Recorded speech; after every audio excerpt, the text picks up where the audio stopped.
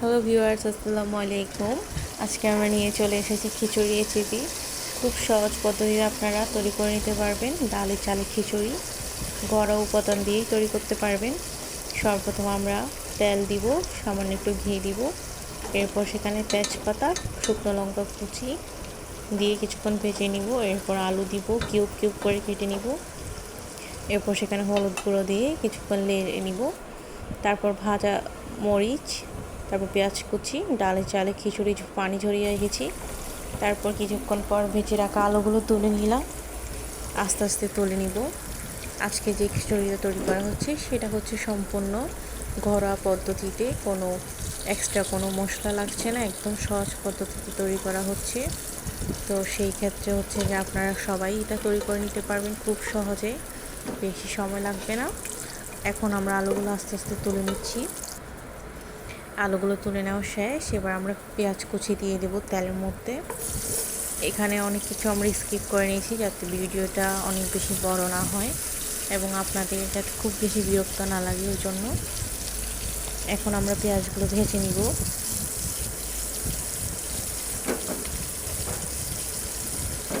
যখন পেঁয়াজগুলো ভেজে নিয়ে আমরা এরপর একে একে সব উপাদান দিয়ে দিব।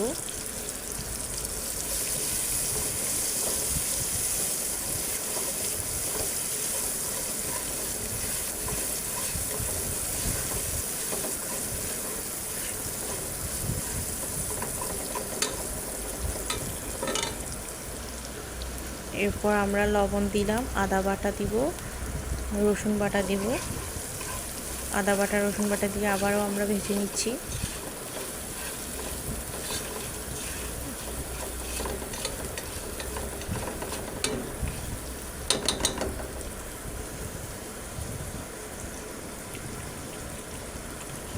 এটা হচ্ছে আদা বাটা।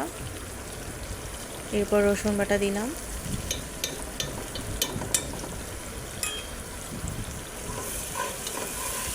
আর হচ্ছে লবণটা হচ্ছে আপনারা আপনাদের স্বাদ মতো দিয়ে থাকবেন।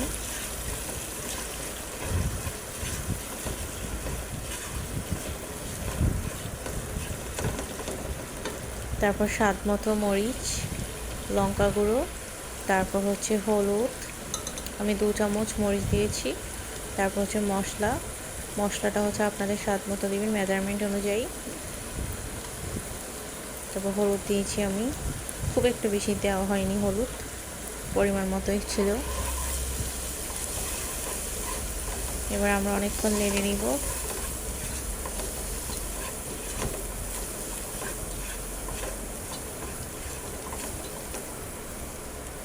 এরপর আমরা এখানে পানি দিয়ে নিচ্ছি, কিছুক্ষণ কষিয়ে নিব। যতক্ষণ অবধি তেলগুলো উপরে উঠে আসবে ততক্ষণ আমরা কষাতে থাকবো।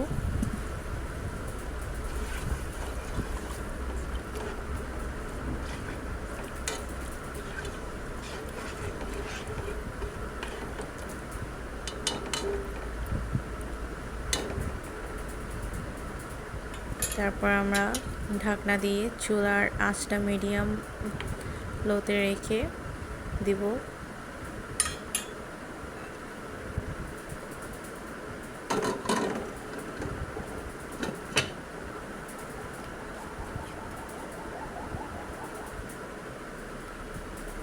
এগুলো হচ্ছে আমাদের গাছের মরিচ, শুকনো লঙ্কা, বোম্বাই মরিচ। এরপর আমরা চাল ডালগুলো দিয়েছি। তারপর 5 থেকে 7 মিনিট আমরা তেলের মধ্যে দিয়ে সিদ্ধ করেছি, পানির মধ্যে। এরপর আমাদের প্রায় রান্নাটা শেষ হয়ে এসেছে।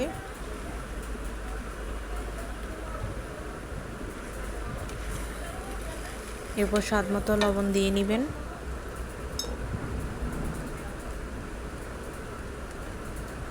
এরপর গরম মশলা গুঁড়ো দিব। এটা হচ্ছে 22 পদের একটা মশলা, চাইলে আপনারা দিতেও পারেন, আবার চাইলে বাজারে থাকা রাঁধুনি মশলা কিংবা ম্যাজিক মশলা ইউজ করতে পারেন, সেটা সম্পূর্ণ আপনাদের ইচ্ছা, আবার চাইলে স্কিপও করতে পারেন।